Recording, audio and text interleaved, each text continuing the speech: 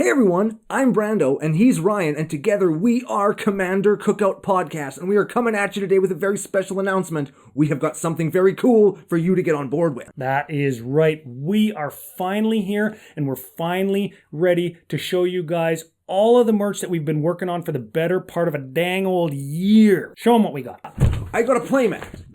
I got another playmat, this one with stitched edges. I got stickers up the wazoo. I've got dice that you're never going to see ever again because they're super cool and all unique, just like us and you. This is so exciting, if you can't tell, for us to finally bring to you. We are asked every day, every week, emails and Twitters and everywhere that you can interact with us, when are we getting CCO shirts? When are we getting new stickers? When are we getting a CCO playmat? The time is now. Head on over to our Kickstarter campaign. You can find it anywhere you find CCO. That is commandercookout.com, the podcast on any platform, or of course on YouTube. Head over, find what tickles your fancy. Playmats can be signed or unsigned, stitched or unstitched, whatever you want. Or you can do all four. But Ryan, what if they're out there thinking, yeah, I'd like to support them, but maybe later? Well, here's the thing. The Kickstarter campaign runs for 30 days only. So if you want to jump on and show your certificate of citizenship for CCO Nation, try saying that 5 times fast. I will not.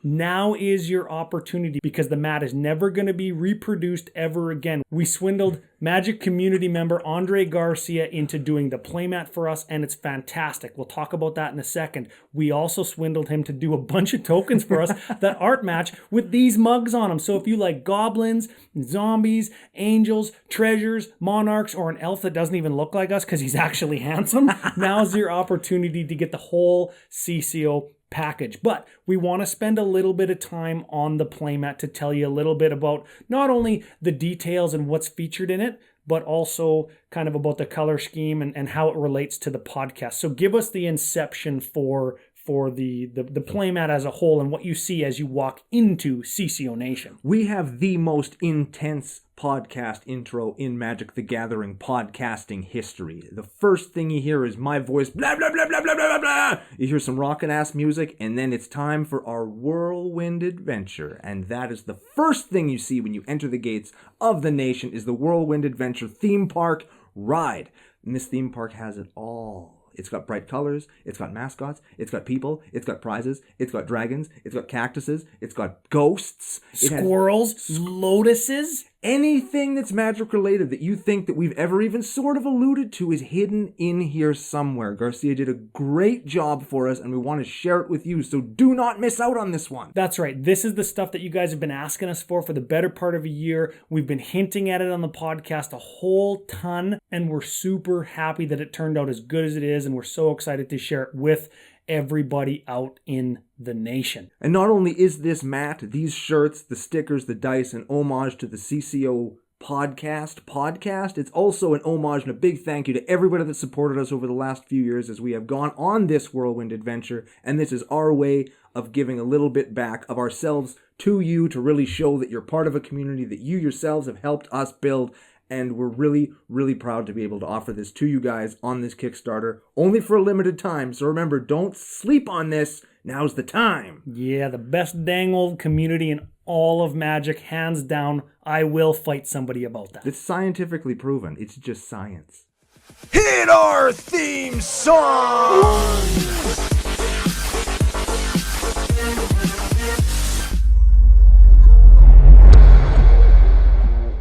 Hey, listen to Commander Cookout Podcast, episode 276. I'm Brando. I'm here with Ryan today. We're definitely not going to talk about Crimson Vow. Now, Hit our theme song!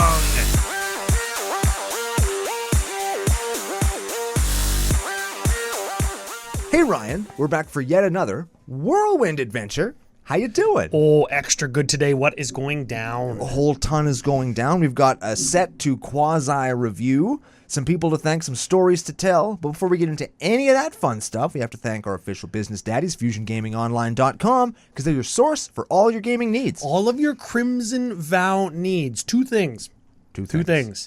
I'm going to be getting all the stinky booster packs from Fusion for the pre-show. Guess on the pre-show, win the booster pack. That's how it works. Yeah, it's a very easy game to play and lots of fun. Yes. Second thing, Ooh. Second thing is all of the Crimson Vow singles I'm going to get. Oh, yeah. There are Yes. a few. There are a few that I'm going to personally get for my own decks, Yep. available in foil, of course. And there is a bunch that I'm going to get for our Thursday altar auctions on Facebook.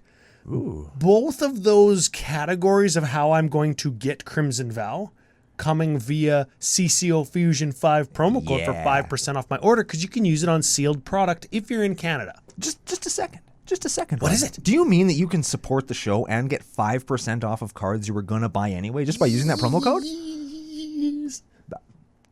Seems good. Yes. It seems pretty good. Oh, it's a great deal for everybody. You guys save some money, Fusion gets a little bit of business, and the show is happy because it lets Fusion know that their partnership with CCO is a mother-ass good one. Which it probably is. Now, we have a little bit of podcasting biznatch. Dang. Business, if you will. I will. This is it. This is it. And another big thank you to Fusion for helping make this possible. It's finally time. Dun, dun, dun, dun. Ding, ding, ding, ding. If you're watching on YouTube, this show was prefaced. See, I used preface again. Good word. It was prefaced by a little bit of a merch promo video. A little bit of a Kickstarter campaign that we're launching. If you're not watching on YouTube, You which fucking should be! you should be, but if you're not, you can head on over to commandercookout.com and see the promo video there.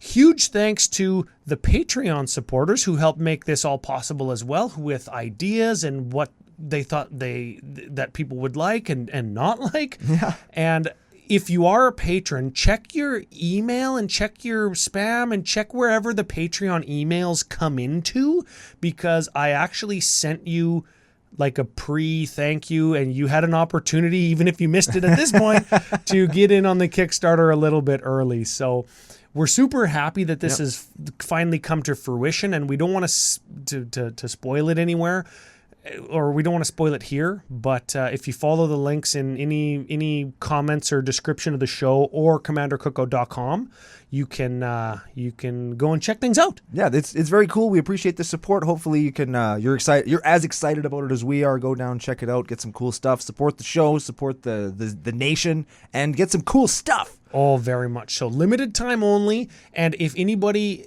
has any quips or qualms or doesn't want to, this is it.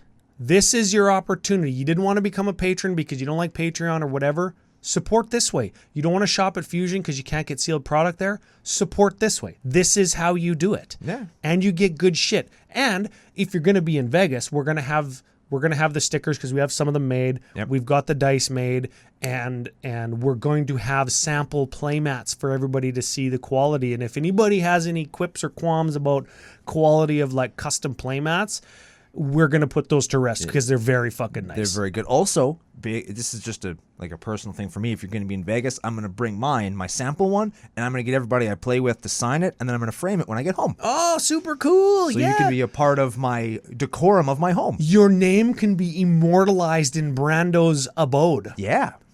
Castle Brandolula. That's Castle Dracula except Brando. I like that. Yeah. Speaking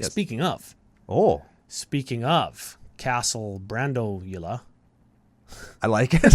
I like it. We got some Crimson Vow jazz. Yes. We've got some Crimson Vow jazz to go through. Before we get to cards, though, general thoughts, general kind of anything? What?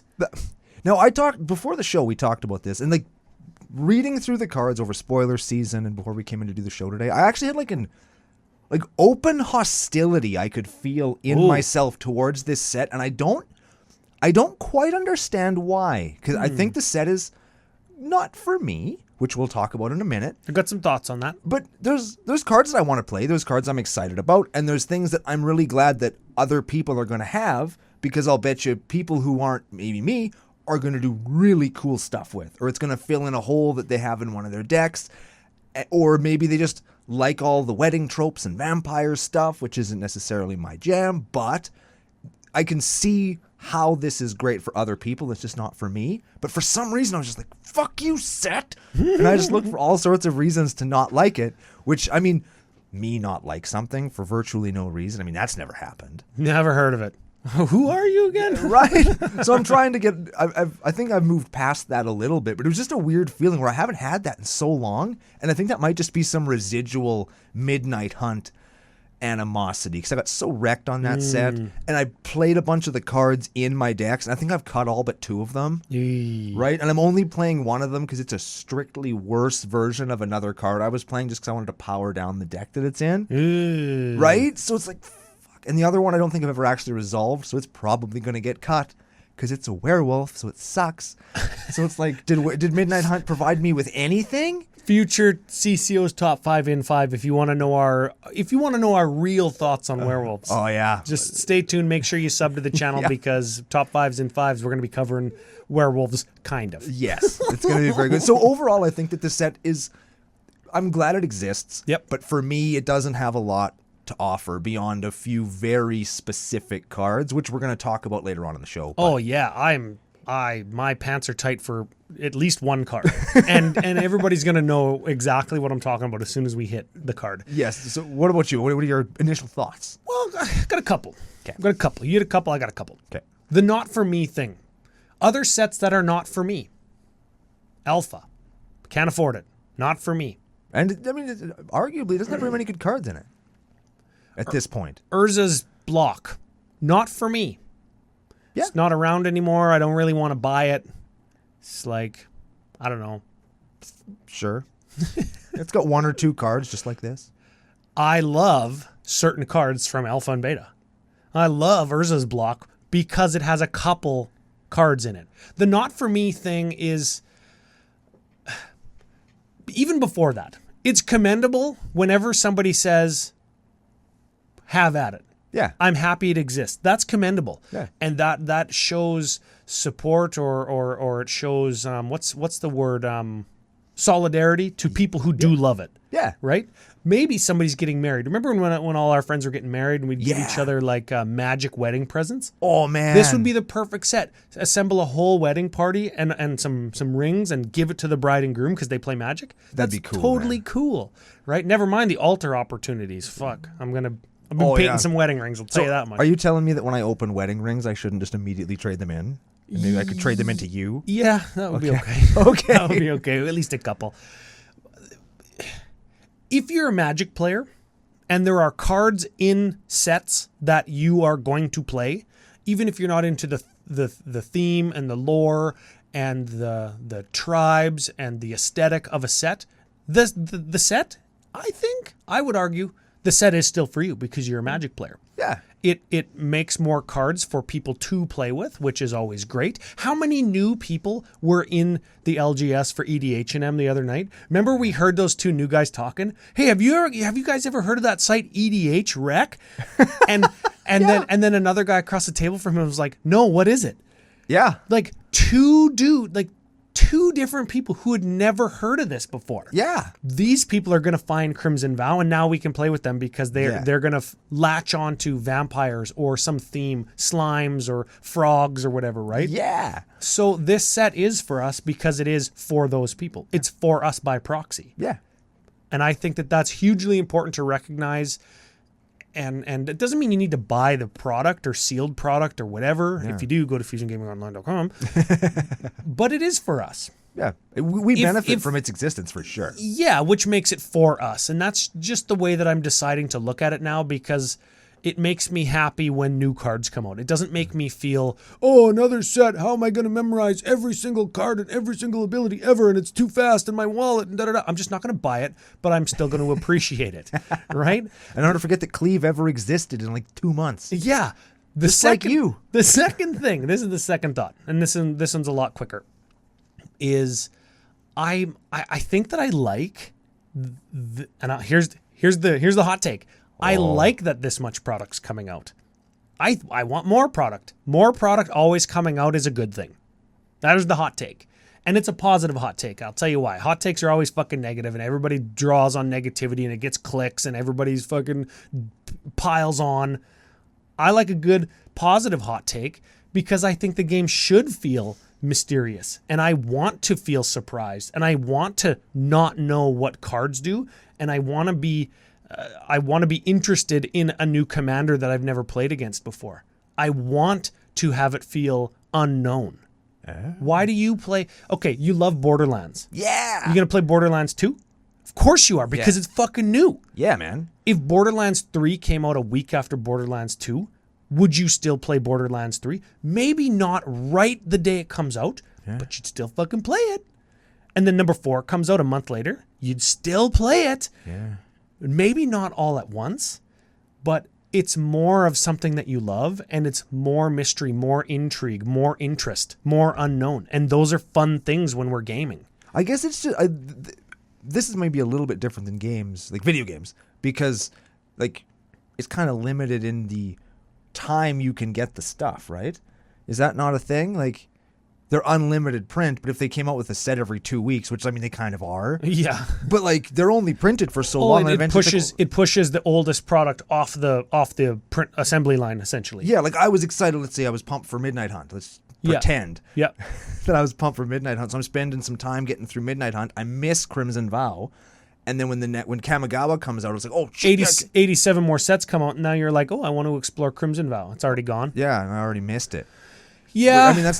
I mean, they already kind of work on FOMO, and I think that what they've got now is maybe not the perfect amount of releases, but I think that much more than this, you might run into people who are just like they're just missing stuff, not because they can't afford it, but just their attention spans. There's only so much you can do. We can only dedicate so much of our time, money, existence, thought, theory crafting, creativity to this game. Yeah, and they're printing tons and tons and tons of product to capture a larger percentage of all those things from more people. Yeah. They're already printing so many things that I saw a really cool secret lair that came out, and I thought it was fake for like 3 days.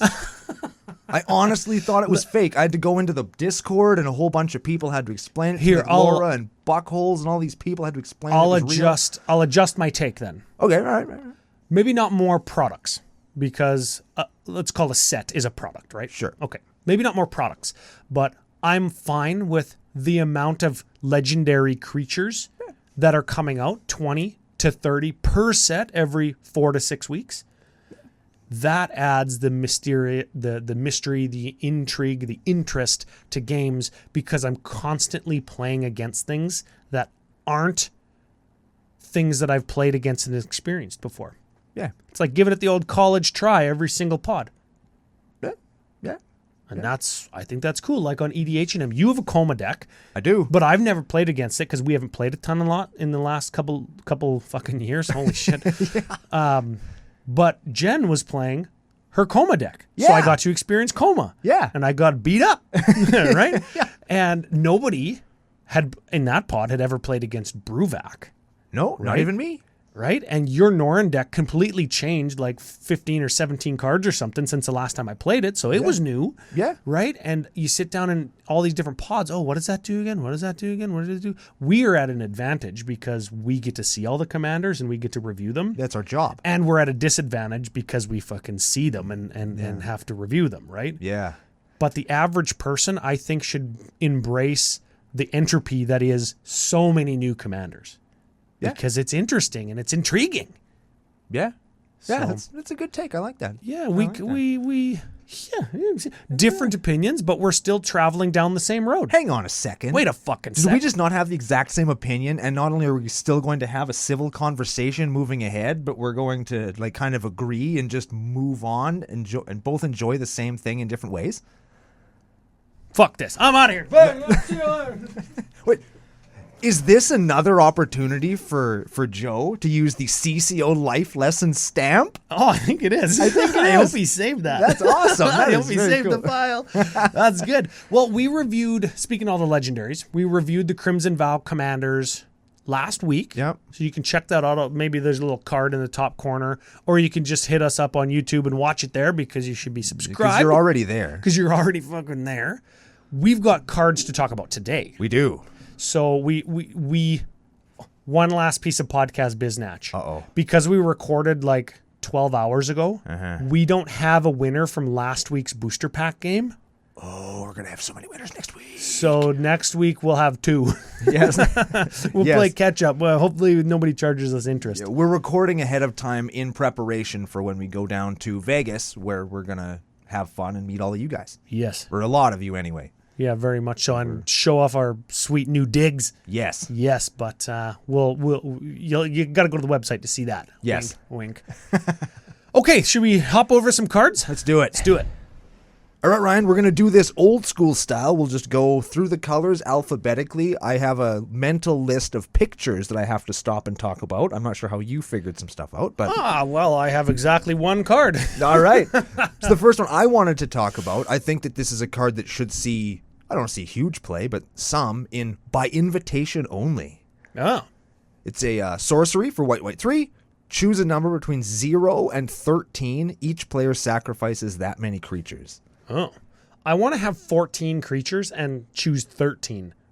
That's what I want. Yes. That's what I want. That is what I also want. But I think that this is just cool because it's a white sweeper at, I think, the now standard white sweeper cost that gets indestructible creatures.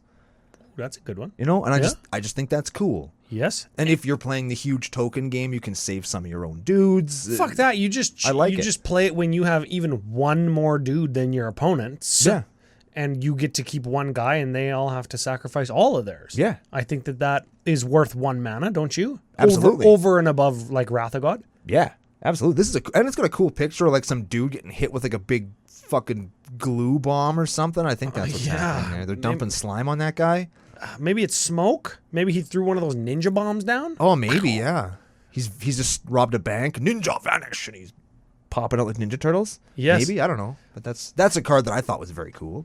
I dig that one. I have a hard time playing those 5 mana wraths over and above Fumigate because Fumigate gains me life. In the 2 decks that I play it in, it's like really, really good. Right. That have lots of creatures or I care about my life total. So switching that out for a different 5 mana one's got to be good. And I think if you don't care about life, this one might be better than Fumigate. I think that if you're playing, let's say 2 Wraths in a deck, I think that you could probably swap one of them out for this because, again, it's got that all is dust kind of, they have to sack the dudes. So it gets around indestructible and like some of the... Yep. Yeah, I definitely like think that's important, especially if you're in a meta that's got like indestructible commanders or lots of like dark steel stuff, dark steel plates running around, that kind of stuff. Yeah, it's just a good way of getting rid of that crap, and I like wraths that do that. All right. Well, you know what? I joke that I have one card, and I'm going through the set again for like the 3rd time now, and I'm looking at the mythic set symbol always catches my eye, but there's not a whole ton of white cards I want to talk about. I do want to talk just for a quick sec because I always like to touch on the art direction for sets. Okay. I love the pastel colored skies. Yes. Very much remind me of kind of dawn or sunset here, right? The pinks and the purples and the oranges. Very beautiful. Yep. I like that kind of stuff. I like the ghosts and spirits and wispiness and the angels with the long trailing jackets and all the stuff that they wear and the ribbons, and I think it's just the art of Innistrad is just next level. What I like about the art of this, to further that, is they're very cohesive. Yes. They all, with a couple of exceptions, look like they're from the same set, and I like that. It goes back to way back in the day, style guide and world building for Oist of G Innistrad. It was such a strong design and such a strong concept that all of these sets later, we're still getting pieces that we really, really, really like, that feel different. Like when you look at Hallowed Hunting. I was actually going to talk about Hallowed Haunting. Hallowed Haunting looks like a giant building, and this is the kind of angle that we got in a War of the Spark piece with the Planeswalker sparks flying through Ravnica, blah, blah, blah. Yeah. But this is not Planeswalker sparks and Ravnica architecture. This is that... I don't know even what era of architecture that is, but... It's Barovian Ravenlofty Church with a bunch of fucking ghosts. That's perfect. Yeah. Yes, and it feels like Innistrad. Yeah. I think that is such a... It's so strong and compelling that I needed to mention it. That's a cool-ass card, too. It's a 4-4, or it's a 4-4. It's a 4-cost enchantment, where if you have 7 or more enchantments, creatures you control get flying and Vig. And whenever you cast an enchantment spell, you get a white cleric ghost its bigliness is equal to the number of enchantments you control. Spirits you control. Ghosts. Yeah, not as good as if it was enchantments you control, because then it would be a win con for Enchantress decks. We talked about that last week on the Legendary set review, that I want a different win con than approach of the Second Sun. Agreed. Okay. On to blue? There's actually one other white card I wanted to talk about. Sure. Because I rarely talk about uncommons, and just to prove a point, I'm going to do this. Because I actually really like Radiant Grace. It's an aura for 1 white. Enchanted creature gets +1/+0 and has Vig. Fine. Sure. But when the creature dies, you return it to play transformed, and it's a curse that enchants a player where a creature's enchanted player come into play tapped. Oh, look at that. Yeah, so it kind of is a little rattlesnake on one of your dudes where you're kind of poking in with your little guy early on, and yeah, you can block it, but if you block this shit, all your dudes are going to come into play tapped forever, you jerk. That's pretty cool. And I just like that. I like that kind of rattlesnakiness, and you put it on like a little utility creature that maybe hits to untap a land, or it attacks to, I don't know, make a treasure token or something, and now you've got a little, hey man, don't kill it. Don't kill it or I'll wreck you. And people maybe won't block it or kill it. Okay, hold on. I got one more white one too then. Uh-oh. The very last white card, Welcoming Vampire. Mother ass. They're doing it. We're starting to see it. Give it a read. This is a 2/3 vampire with flying for white 2, mind you. Pretty good. Not white 3, not white 4, white 2. White 2. We're doing good. Whenever one or more other creatures with power 2 or less enter the battlefield under your control, draw a card. This ability triggers only once. Who cares? Sure, they ratcheted it back, but hey, it's still a white card that isn't a piece of shit that says draw a card on it. Yeah. This is a good card. I think this is going to immediately replace or go right alongside Mentor of the Meek, if anybody still plays that. I would immediately replace Mentor of the Meek with this. Because this just does it for free. Yes, it's only 1 card per turn, but it doesn't cost you any more mana. Enters the battlefield. So if you're playing Blink strategies, if you're doing token strategies where you can put tokens onto the battlefield on other people's turns, you're just going to draw cards. Yeah. Not only that. Oh, there's more. We'll go back to what I was just saying about the art. And this, too, feels like Innistrad, but instead of angels, this is highest of aristocratic family's vampire. So much so that she's got the dress and the tiara, and there's the rose petals that we were talking about on the pre-show. Yeah. There's a bat. There's multiple bats. There's several bats. That frontmost bat looks like the bat symbol. I love this card. This is a good one. I think that this one is going to turn into quasi-fringe format staple because it's like almost unconditional white card draw. Like it. Like it. Solid. Blue. Blue. What do you got for blue? Consuming Tide. Consuming Tide. Oh, yeah, give that one a read. That's blue 2 for a sorcery. Each player chooses a non-land permanent they control. Return all non-land permanents not chosen this way to their owner's hands. Then you draw a card for each opponent who has more cards in their hand than you. Neat. They're trying really hard to fix Rift, aren't they? I suppose. They're trying really hard. And I think that this is still going to get a lot of groans and a lot of people are going to go, but I mean, you're still going to get to keep your big beaters so you can fight back against them with it. Yep. And I think this is a neat card. It's going to see lots of play, and I'm looking forward to jamming it in at least one deck. I don't know which one yet, but I'm going to play one. I got this. Tell me. Check this out. I'm going to read this card not as it's printed, but how it works. Okay. Counter target spell that targets a creature you control. Put a +1/+1 counter on that creature. Blue 1. It's probably a good card, right? Probably. But this is Cradle of Safety. Flash, enchant creature you control. Enchanted creature gains hexproof until end of turn. Enchanted creature gets +1/+1. That's not bad. I think it's fine. I don't know why I read that one. But that one it kind of jumped off the page at me and is like, hey, this is interesting. He likes the art. That's what it is. And the art's fine, yeah. I think it's cool. I love a lot of the blue art. I really like the horrors of Innistrad. I like the scobs, how they're just like stitched together, just junk from, the wizard's fucking deep freeze. Hey, what do we got? Do you got any extra arms in that bucket? Yeah, okay, get me 2 arms, left or right. Whatever we got, I don't care. As long as they're arms. They have shoulders? Yeah, they both have shoulders. Get them. Oh, one's cut off at the middle of the arm. Well, does it have elbow? Okay, we'll use it as his foot. Yeah, exactly. Oh man, I just love him. No, we'll acknowledge that necro duality exists. Oh, yeah, baby. We all know that one. We all like that one. That one's going to go in zombie decks. Necroduality, why you no black? Oh. And then we're going to move on to Patchwork Crawler. Mother ass. That's why a you cool no one. black? This is blue necrotic ooze, isn't it? It is. This is necrotic blues. Yes. Yes, I was going to say that. It's a 1/2 for blue 1. It has blue 2, exile a creature card from your graveyard, put a +1/+1 counter on him, and he has all activated abilities of all creatures exiled with him. The applications are obvious and good. For us, not for our opponents. That's a good ass card. Yeah.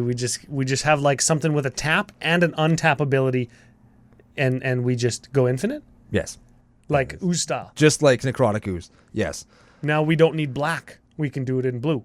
Yes. But not quite as good, but hey, pretty good. Yeah, you can still do it. All right. What about Scattered Thoughts? Look at the top 4 cards of your library, but 2 of them into your hand, the rest into your graveyard. Ooh. Ooh. So just like draw 4? Yeah. Instant speed in the Yes. right deck. It's probably pretty good. Oh, Wretched Thong. I just Oh, like that man. name. The Wretched card probably Thong. sucks. It's Wretched Thong. I just wanted to acknowledge that. And the art on Winged Portent is one of my favorites in the whole set. Oh, super cool, hey? It's like the moon with the bats coming out of the building, but the bats kind of make a skull over the moon. That's so cool, and it's going to look great in foil. And when you're man. looking at it from far away, it looks even more like a skull. I really like that. Yeah, super, super cool. How about draw 3 cards, then discard 2 cards unless you discarded a basic land? That is Thirst for Discovery. Another Thirst for. Ooh, we're going to talk about that one later on in the set when we talk about the Dracula cards. Oh, yeah? Because, you better believe there is a cooler version of that one. On to black? Onto black. Already, onto black. Yeah, we're keeping it quick. We're keeping it simple for editor Joe Mama. How about Aim for the Head? Yes, we were talking about this one yesterday.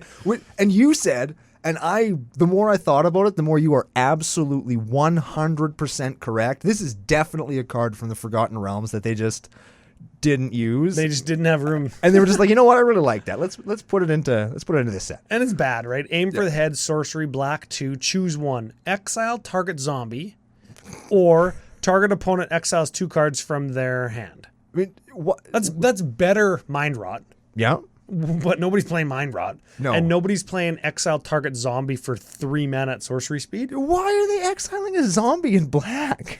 Because you shoot it in its head. Well- that's the only way to kill a zombie. Here's the interesting thing about shooting things in the head. That's how you kill almost everything. Okay, like, I never thought of it that way. why would black kill zombies? It doesn't make sense. Here's a card that I do like, and it's another zombie card. It's Archghoul of Thraben. Thraben. Oh, I love a good throbbing Archghoul of Archduke. Thraben. Or Archghoul. Yeah. Archghoul. He is a 3/2 for black 2. Whenever it or another zombie you control dies, you look at the top card of your library. If it's a zombie, you can show everybody and then put it into your hand, or you can put the card into your graveyard. Like, if it's a zombie, you can put the zombie into your hand or into your graveyard. I think that's cool. Yeah. Because it goes with the draw cards to play more zombies strategy, or if you're on the reanimate the army of zombies and win later strategy, it does that too. Neat. Man, there's so many ones that I can see I can see why people would like them, right? Like the Catapult Fodder, the Cemetery Desecrator, the Desperate Farmer, if it transformed into something bigger. The Desperate Farmer has a die trigger, and I want to put it in Lord of Tressorhorn, but then it just transforms into a 4/3 lifelinker. It's like, It kind of sucks, yeah. yeah, I don't know. I can see why people would love so many of the cards. Concealing Curtains turn into like big revealing eyeballs. Oh, I love that card's art, because it's just like it's a curtain with a little tentacle poking out, and then you flip it over and it's this great big fucking heinous eyeball with more eyeballs growing out of it. Oh man, you know what? We're getting super close to Eyeball Tribal. Very close. Tribal. Oh, got there. Patent pending. That's ours. Man. That is ours. Nobody can use What that were we except us. What were we talking about last week? We were talking about Crab Tribal versus Frog Tribal, versus should have been errata to Noble Tribal. Yeah, for eyeball tribal. Eyeball Tribal. Yes. Ah, man, maybe that's it. Maybe it's bats. Maybe it's... No, it's eyeballs. It's I was eyeballs. laying in bed this morning and I thought of what it should have been. eyes. What's the 4th tribe? Eyes. It has to be eyes. Now that we're looking at this eyeball, That's all I want. Yeah, is eyeballs. That's a good-looking eyeball. We'll touch on Demonic Bargain, another, I think, universally thought is good card. People are calling it the Fixed Demonic Consultation. Oh, yeah. So we'll hit that. It exiles the top 13 cards of your library, search your library for a card, put that card into your hand, shuffle your library. So, cool. I think if you have enough redundancies in your deck for a certain effect that you want to tutor for, this is the bomb. This is a real deal card. Yeah. You think? Oh, yeah. That Like card's if going to... If I've got 3 of this one thing, right? I think of cast a creature or creature ETB's draw card, like Nature's Lore and Beast Whisperer. No, not Beast Whisperer. Beast Whisperer. Mm-hmm. And then Soul of the Harvest. Yep. And Primordial Sage. All those things do that, yes. I think if you just want one of those, you just off with its head and then search the rest of your deck and you find one and you're good. Yeah. It's just an example. It doesn't need to be a 1-drop, a 4-drop, and 2 6-drops, but it could be your combo piece, right? Yeah, it could be anything, yeah. Debt to the Deathless, Torment to Hailfire, Exsanguinate. Probably not going to hit all 3 of those in the top 13. I mean, I would. Well, But that's just me. you're also not going to play this card because you don't play a ton of tutors. That's true. Yeah. Good thing. Dodged the bullet on that one, baby. What about Dying to Serve? Oh, What a clever card, hey? get out of They're here with your dying Dead. to Is the serve. card good whenever you discard 1 or more cards, put a 2/2 zap, tap zombie, triggers only once? I don't know if that's very good. Yeah, that sucks. Here's something that doesn't suck about this set. What they is it? they took away what is Undying? Not Undying. Yeah. What was that? Decayed. Decayed. Jeez. We just got regular Cade. Oh, get that decayed trash out of my Yeah, life. well, zombies don't want decayed servants. They want their servants to last as long as they do. So how do you do that? And when you don't want your servants to be vampires, make them zombies. Yeah, or just promise you'll turn them into vampires, then they can just be like regular people that hang out with you. And then you never turn them into vampires. But then they die, Well, then you get another one. I suppose. There's always an idiot that wants to be a vampire. Always. Yeah. Hey? Yeah. You'll always find one. Always. That's what the whole interview with the vampire was about. Yeah. That guy just wanted to meet with Louis. Yeah. Hey? Did I get the name right? I think so. Louis and Lestat? Yeah. And what was the girl? I don't know. No, what was it? Rosalind? What the heck was it? Let us know in the comments. Yeah, we're not going to look it up. It was Kirsten Dunst in the movie, wasn't it? It was. A young Kirsten Dunst. Yeah, it was like a little girl, except she was like 90 or whatever because she didn't grow up. Yeah. And she couldn't change her hair and stuff. Yeah, I think yeah, she was yeah. my favorite part of that whole movie because she was the one that made me stop and think like, man, it must suck to be a vampire. That's why you don't want to become a vampire till you're old. No, because Older. then you're old. You got to become a vampire when you're like old- 22. Yeah, older than what she was. She was like 8 or 9, Because right? all your parts still work and you're like the beefiest you're going to be unless you like work at it real hard and stuff, right? Like you're in the best health probably in then. And you don't have like bad knees, bad back, kink in your neck, right? Yeah, heard that. Zoiks. All right, well, let's keep going here. Down, we got Persistent Specimen. That's just a cool card. It's Reassembling Skeleton 2.0, but love the art. He's just in a lab. He gets blown up and he just puts himself back together. He's using telepathy to put himself back together. That's neat. Yeah, super cool, man. Okay, here we go. The one art that I have a qualm with. Oh, no. You know what it is. Do I? Remember we were talking about the rose petals? Oh, yeah. Soren the Mirthless. I like this piece of art, but I also don't like the card aesthetically. So let's dissect delve. that. Let's a little delve, bit. yeah. Okay, so Soren leaning up against a post like George Thorogood. He's Right. tired. Lean up against a post. Drinking 1 bourbon, 1 blood, 1 beer, and his head is above the name line, but the post he's leaning on is not. Yeah. Usually they do the head above the name line thing with Planeswalkers, right? Truth. But they're dynamically coming at the viewer. So they're coming out of the art towards us. Yes. He is not. He is certainly not. So they just art cropped his head on a different layer in Photoshop. That's what they did there. Yeah. I'll let it pass. Aesthetically, though, sometimes I have issues. Remember with some of the showcases from Ikoria, I was like, who approved white text under all this white? Yeah. You couldn't read it. Right. Well, here's another instance of who the fuck approved that flower petal just above the long dash between Planeswalker and Soren. It looks like it's underlined, too, to like really draw attention to. And it's right in the middle of the card. It looks like sometimes when I paint cards and I'm scraping off paint like from a part that I don't want paint on, and then there's like a little like rough flower petal sized and shaped piece of paint that I have to brush off the card with my hand. That's what that looks like to me. Yeah, and it just gets me. It looks like an actual mistake. And it's right in the mother-ass middle of the card. Can't miss it. And now that you've seen it, because we've told you about it, you're never going to unsee it. If I alter any of these for commissions or for Facebook alters, I'm just going to paint that flower petal right out. Hell yeah, She's going to be dude. gone. I'm going to Photoshop that out in real life. Oh, man. Super good. Okay, I got 2 more black cards, then on to red. Holy shit, the black cards. It'll go fast because I only got 1 red card. What is this, Brando talking about all the red cards? Yes. Well, you know I like black. Mono black's my favorite mono. It's true. Undead Butler. Look at that old bastard. It's like him and Edgar Markov are like bros. They go bowl together because they're both old. It looks like he's yelling at somebody to get off the carpet. It's like, get your shoes off the carpet. Yeah, goddammit, I just had those clean for the wedding. Enters the battlefield, mill 3 cards. He's a 1/2 for black 1, mill 3. Sure. That's fine already. Zombies, milling, graveyards, passable. Sure. Fine. When he dies, though, holy shit, I'm a sucker for dies triggers. Exile it. When you do, return target creature from your graveyard to your hand. The reason I like that is because it's a cheaper raise dead when he dies than other raise deads that I'm playing in Lord of Tressorhorn, which is the deck that I think about the most when I see shitty commons, because it gets the most shitty dies trigger commons every set. Oh, and this is an uncommon even. You're shooting way higher than common. Man, Pete. no, I'm going to have to pay 39 cents for a foil instead of 19 cents? Dang. Okay, last black card. Okay. Undying Malice. Ooh. This is another card that I think Gonti players will be familiar with, where when it dies, you bring it back, so you get an ETB trigger again.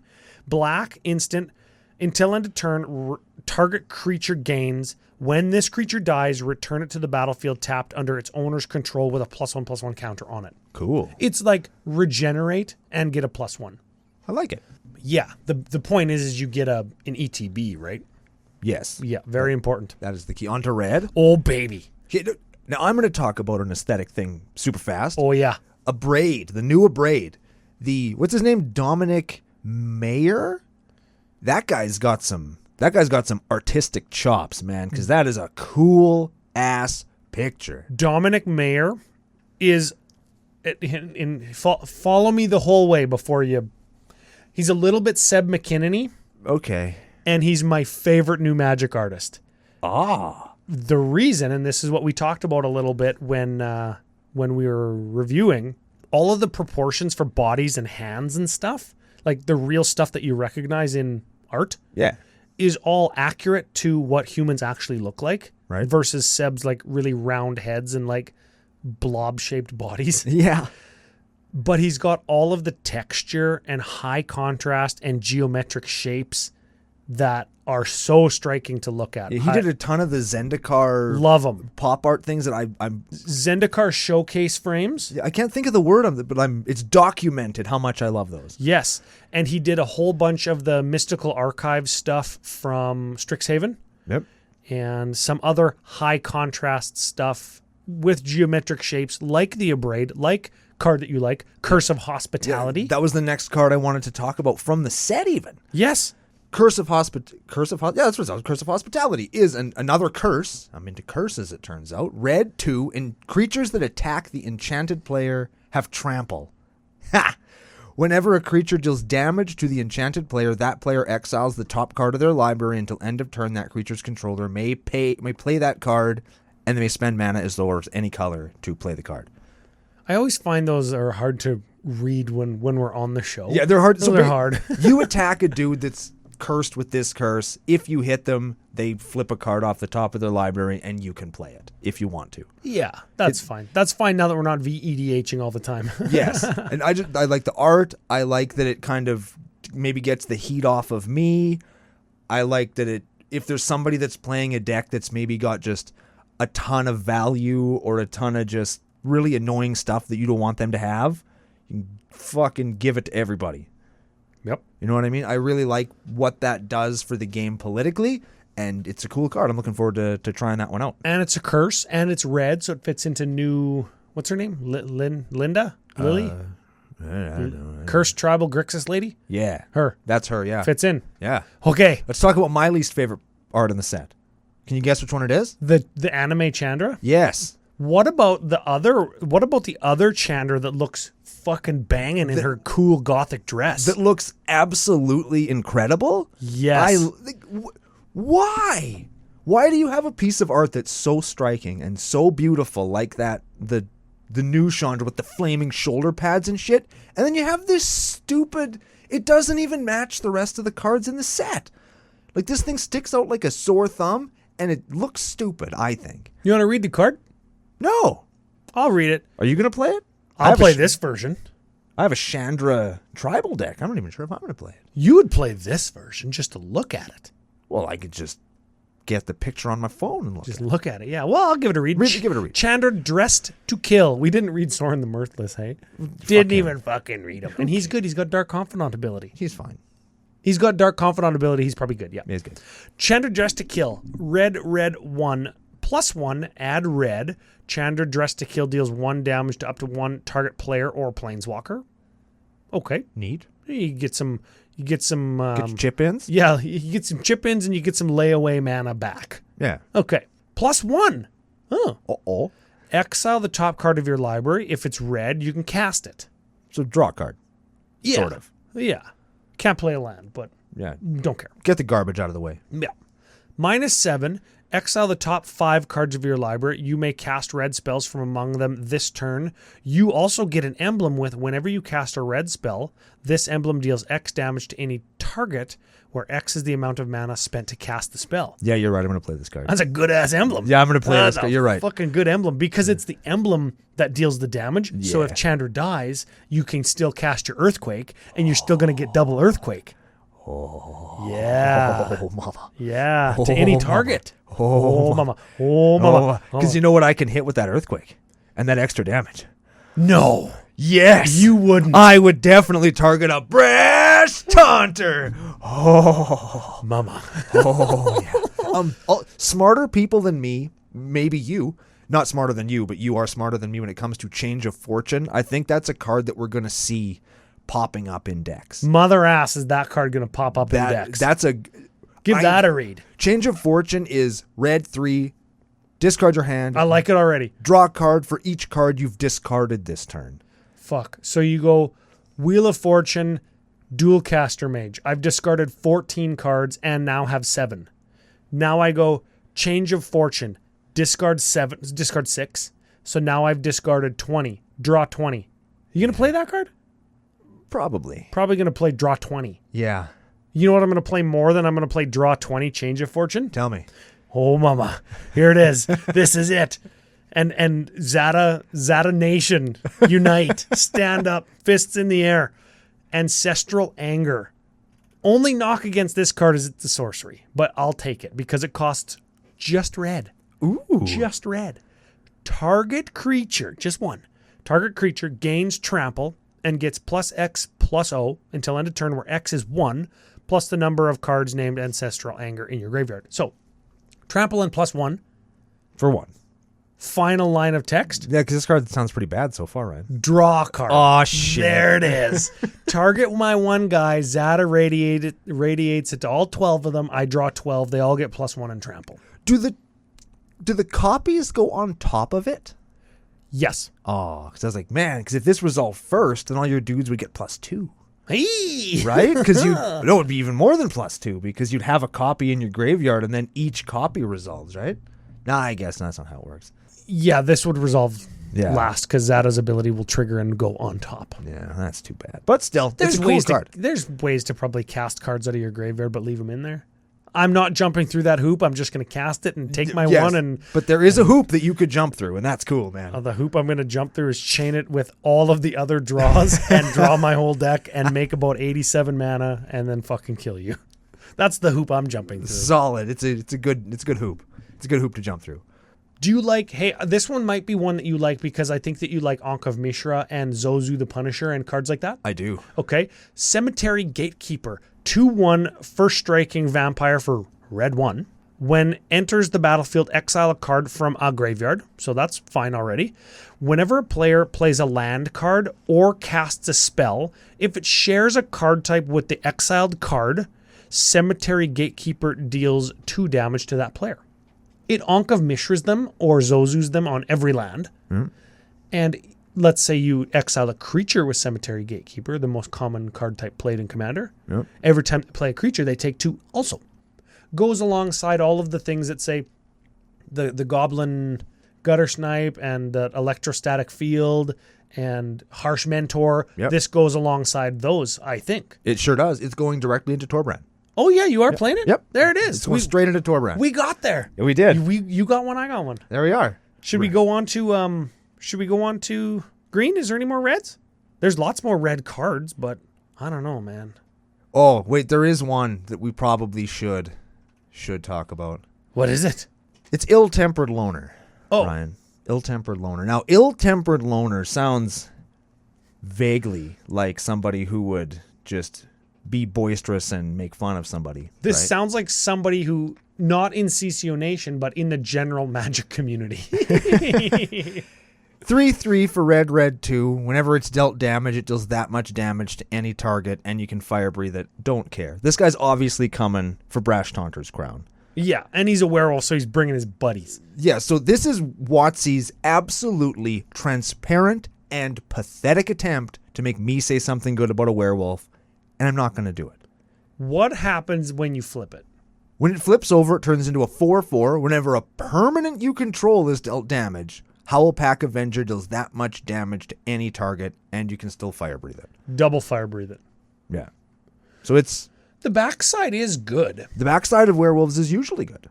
You're but right. But the front side is what you're going to spend most of your time playing. I like how you worded that. The backsides of werewolves are usually good. Mm-hmm. You didn't say the backside of this werewolf is good. You didn't agree with me. No.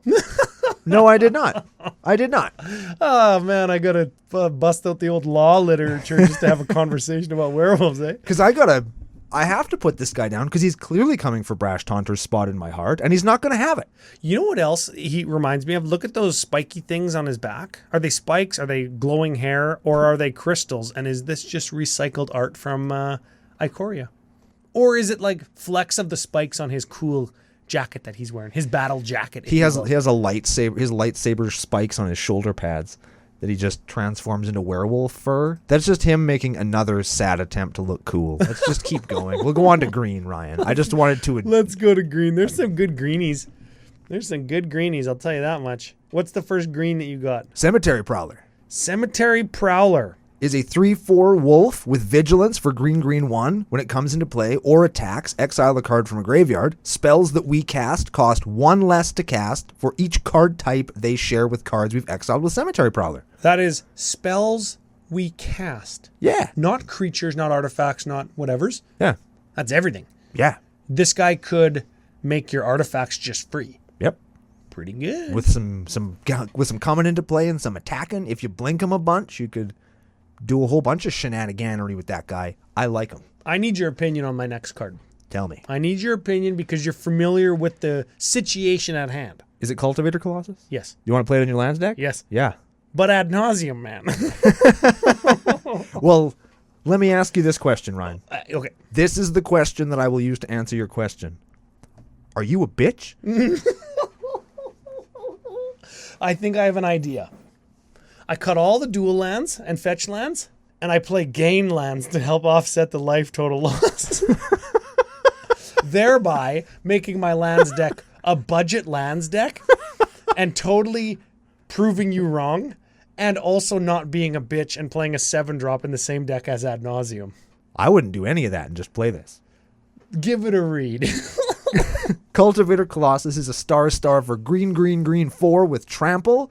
Power and toughness each equal to the number of lands you control. When it comes into play, you put a land card from your hand into play tapped. If you do, draw a card and repeat this process. So he's a 10/10 immediately for 7 with trample in my deck. Yes. In all decks, really. Yeah. He's fucking in. And I just draw my whole deck. Is this guy ad nauseum too? Yeah. That's pretty good, actually. Yeah. The combo with Abundance, everybody knows about that one. Oh, that's why Abundance went up so much. I was looking at MtG stocks.com, and all printings of Abundance went up so high. Yeah. Because whenever you draw a card, you search for a land, and you get every single land out of your whole deck. Yeah, you can pick land or not land, and then you just keep picking land until you're out of land, and then just draw a card. Yeah. They're all tapped, though? Yeah. What if I just have my whole deck as fucking land? Then you're in good shape. Yeah, fuck your abundance. Yeah. I just got land. And you don't need to draw a card, and the card you draw goes onto the battlefield. If you have land in your hand, you can still use those. Yeah. And you can cycle through like I don't know, in my lands deck, I might have 2 or 3 freebie land in my hand, right? Yeah. And then just rely on drawing the rest of the land and chaining for as long as I can. That's right. That's why abundance went up. I didn't make the connection because when I saw that, I hadn't reviewed all the way down to green yet. Right. But that's the trick. That's the thing. That's the Do I have abundance? Probably. Most people do. There was the one-off abundance card from Madi Ho-Ho that says it was like a one-off abundance. Not as good. The next card you draw, you can search for a land instead or something like that. Abundant something. I don't fucking know. It doesn't If matter. that actually exists, maybe Joel will have it on the screen. If it doesn't exist, I don't know. Yeah. Let's talk about another card. Okay, moving on. Moving along to Glorious Sunrise. I like this one lots and lots and lots. Enchantment. Green 5. At the beginning of combat on your turn, choose 1. Creatures you control get +1/+1 and gain trample. Cool. Target land gains tap at green. Or draw a card if you control the creature with power 3 or greater, or gain 3 life. This is going directly into Tana instead of Beastmaster Ascension, as I'm trying to cut. What I'm trying to do with my Tana deck is cut every play this, attack, and win. I'm trying to just cut those because I think that they're boring. So I'm going to just keep cutting them with stuff like this. I took out Crater Hoof for Unnatural Growth. I'm going to cut out Beastmaster Ascension for Glorious Sunrise, even though it costs 2 more goddamn mana. But I'm totally comfortable with that. I like this too. I might play this in my Enchantress deck. A, it's an enchantment. B, it says target land adds 3. Yeah. And it doesn't enchant the land, so I'm not sure I would cut an enchant land mana doubler. But it also says gain 3 life. So if me and another opponent are at the same life, or if I'm 1 or 2 life less than them, I can gain 3 life, then cast a huge hurricane and win. Yeah. So it buffers me for my win condition and still furthers my strategy by making land tap for extra mana. Solid card. Yeah. Like that one. I think that one's good. Here's another enchantment that I think will see some play just because humans are the most prevalent tribe in all of Magic. Laid to Rest. That's what Soren and Liliana Soren and Olivia are doing after the wedding, eh? Laid to Rest. Okay. Whenever a human you control dies, draw a card. Cool. I like that. And whenever a creature you control with a +1/+1 counter on it dies, gain 2 life. Also cool. Also good because humans and tokens and +1s and right? Yeah. That's a thing. That's a theme, especially in the last 2 Innistrad sets, especially. Yeah, that's a deck that happens. Yeah. How about I got one more green card, then I'm done. Okay. Uvenwald Oddity. This guy's gonna. Oh yeah, that guy's gonna punch it. I think that this is another card that was a cast off or carryover from Ikoria. Could be. He looks like a giant moose. Yeah, he's like a moose wolf that is walking through a cherry blossom tree field, but he has toes instead of hooves. I like all of those things. And he's a 4/4 with trample and haste for 4, so he's already good. Yep. But then he also has green 5 transform. And what does he turn into? Transforms into the lieutenant that gives all your guys big for 7. Yeah. Right? That's what he transforms into. He's an 8/8 trample haste. Other creature you control get +1/+1 trample and haste. Yeah. What the fuck? So spend 11 to get an 8/8 trample haste. Give your guys trample haste +1. Yeah. And he has a mouth where his stomach should be. Oh, he does. Love that. That's like some leftover from Eldrazi. Yeah. Yeah. Love it. Or foreshadowing. The Eldrazi were already on Innistrad, aren't they? Yeah, but they're gone now. Oh, whatever. All right, into the multicolored. There's one that I like. Is there any that you're on? I think we talked about most of them yesterday. Yeah, so many of them are legends. Yeah, which we talked about last week, so see that. I will say, again, all of the vampires look very good. Yes. All of the art on all of the vampires looks very good in the multicolor section. What's the card you want to talk about? Wandering Mind. The flying old brain giving us the brain and the Batwing at the same time, isn't it? Yeah, it's giving us all and you can Google both of those. They're both fairly innocuous, but it's a brain that's wandering around. It's a 2/1. Can't. You sure can. The brain? Continue. It was a bit in a comedy movie that was totally fine for the whole family. Wandering Mind is a 2/1 flyer for red, blue, 1. Comes into play. Look at the top 6 cards of your library. You can reveal a non-creature, non-land card from them to everybody. Put it in your hand. Rest on the bottom. Sure. Cool. That's just a neat card with an interesting pun as a name / picture. Yes. Artifacts. This is the creepy doll art for the set. Each Innistrad has a creepy doll thing. Yep. And this card is actually shitty. But do you have any idea how much cabinetry is featured in the art of this fucking costs? That's why I like this card. Yeah. I want that to be my kitchen. Dollhouse of Horrors. Yes. It's a 5-drop artifact. 1 tap. Exile a creature from your graveyard. Create a copy of it. Except it's a 0/0 construct that gets +1/+1 for each construct you control. And it has haste. That's kind of like a construct, except it's a doll struct. Yes. Okay. So it brings your dudes back from the dead. Except they're small. Yes. And they have haste. It's like that card from I can never remember the damn name. It's not Ixalan. It's not Innistrad. I loved it. It had morph, and by morph I mean mutate. Ikoria. Jesus Christ. We got there. It's like that spell from Ikoria, the enchantment that would bring back your dude as like a 1/1 version of itself when it died. Yeah. And it gives you another attempt to make your creature good. So Yeah. I like cards like this. I think it adds value getting stuff back, right? But it costs 5. Yeah. That's fine. It's fine. It's a fine card. And the last artifact I wanted to talk about was Investigator's Journal. It's a 2-drop. It's a clue. Yeah, it is. Kind of neat. Comes into play with a number of suspect counters on it equal to the greatest number of creatures a player controls. 2 tap, remove a suspect, draw a card. 2, sack it, draw a card. So when it doesn't have any counters on it, it's just a clue token. And when it has counters on it, it helps you investigate. What's the game? This Is Us? I don't know. Where everybody's fucking so sus. Sus, man. So sus. I don't know what any of that means. Yeah, we're gonna have sus counters. Anyways, it's a Okay. clue. I didn't actually notice that. I think that Wedding Invitation should be a clue too, and Lantern of the Lost. I think lots of artifacts should be clues, Especially in a set like this. especially in any set. I like this set where it's clues. There's investigation. If you read Dracula, it's all about investigating and shit. I guess you're right. Well, speaking of Dracula, let's peep those Dracula reskins. Yeah, we're going to skip over the land because it's just the end of a cycle. And more of those cool black and white sketch arts, which we've already said we liked. These are more of the same. I love Swamp number 2. Very excellent. I love Plains number 2. Very excellent. We're going to skip over them after that. Actually, you know what? All the regular basics in this set, the mountain, the plains in this, like the regular ones. Yeah. Very excellent. Very cool. Okay. Full arts. Okay, cool. We got 2 more Sorin the Mirthless. One is reskinned as Dracula. It's fine. We've got some showcase ones that have the fang frames, they call them. The fang. You like that treatment? I don't like the frame, but I do like the art in the frame. I think that the arts in the frames are very, very cool. I don't know how I feel. I think both the art and the frame feels a little bit World of Warcrafty. It feels a little bit like high fantasy, high color video game promotional packaging art. I can see that. That's for how sure. this feels to me. Let me hit you with this. Let's do the MtG finance section of the show. Sorin the Mirthless. Man, we got another one with the fang frame.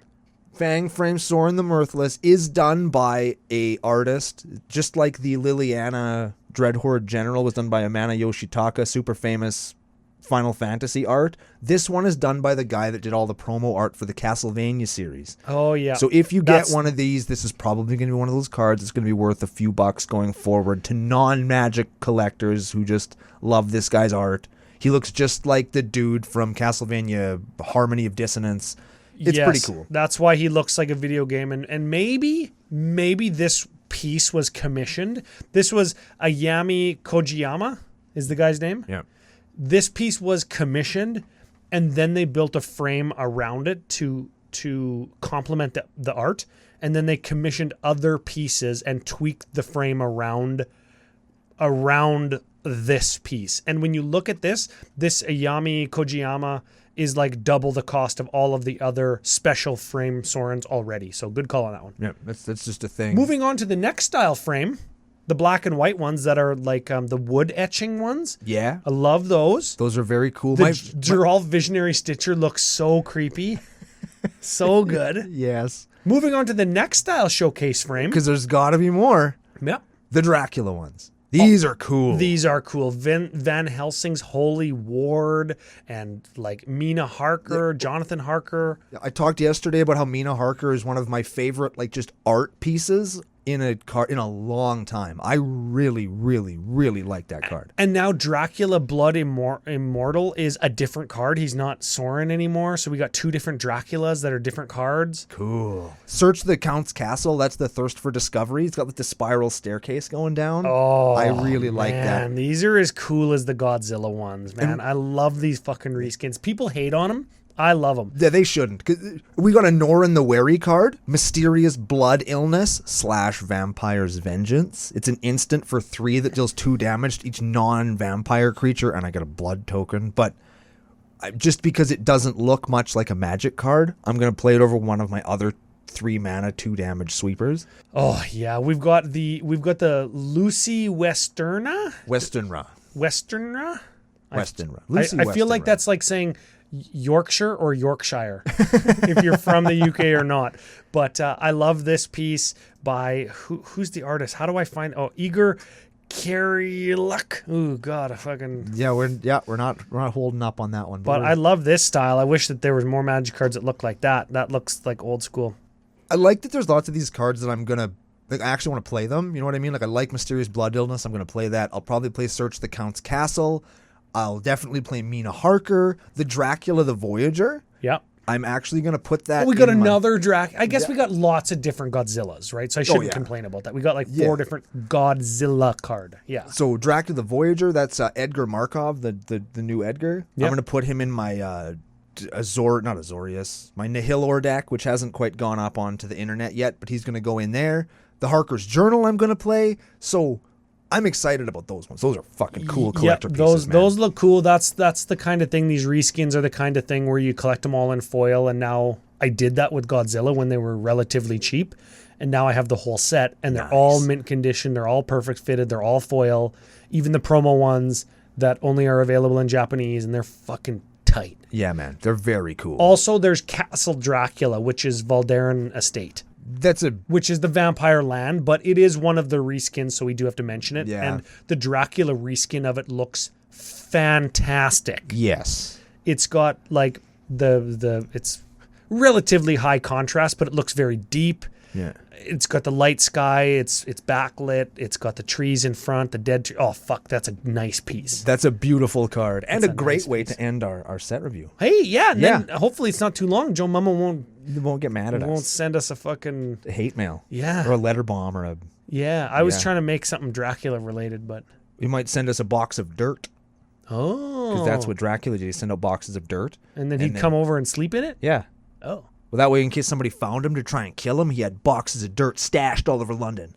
Oh, see, I never read that. You got to finish the book. I only read like the first it's actually 100 pages, maybe. It's actually pretty good. All right, well, I'll give it a read. Yeah, it's worth reading. I hated it when I was in university because I had to read it every fucking year for some reason.